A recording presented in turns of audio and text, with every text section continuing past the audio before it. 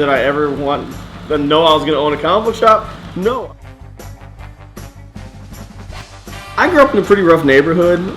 I grew up here in Seguin. I came from the Bloomberg neighborhood. I actually learned to read off of comic books. By the time I was in 5th grade, I had a college entry-level reading level because I learned to read off of comic books. Comic books are fun, they're great, but what they are, it's a wealth of knowledge, a wealth of understanding, exploring worlds that you're never going to explore otherwise. You can get that through comics. I was actually going to school for my doctorate in Georgia. Some things happened, we had to come back home, and in November of 2014, we opened up a shop. Primarily our focus was comic books, and we slowly started integrating trading card games, and we saw a need for Pokemon. Really, I thought the name was super catchy, so I can't change the day that we do it on. It's Pokemon Day. There's a veil that goes up, or a stigma that goes up when you think of comic books. You think they're for children, and they're really not. Over 90% of my clientele is over the age of 18, and it just doesn't go to just comic books.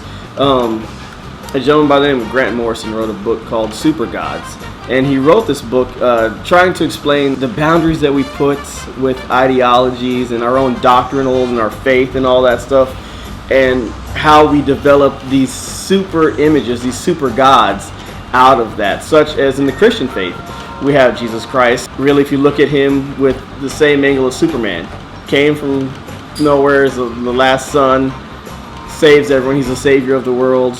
Look at Goku, same idea. All these things, they make a difference in our life. They make a difference in the way we see things and understand things. It goes much deeper than the superficial idea of what we perceive as just reading a comic and enjoying it for the laughs and the giggles.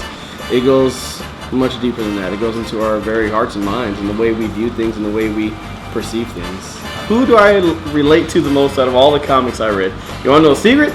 I read every single comic that comes out every week for the sole purpose of being able to explain to the customers that say, hey, what's this comic about? Well, let me tell you.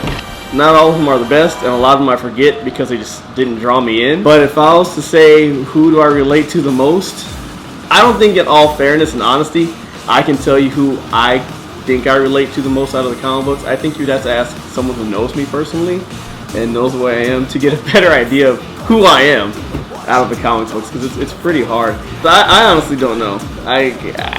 Ethan, you have an idea? Hawkeye. Hawkeye? Yeah, I would say more Hawkeye. Because I'm deaf? No. In case you didn't know, Hawkeye in the comics is deaf. And, even cooler fact, Deadpool knows ESL, English Sign Language, and speaks to Hawkeye in English Sign Language because he knows that Hawkeye's deaf. It's pretty cool. Deadpool's got a lot more depth than what people think. Really, Hawkeye? I just don't know why you make me feel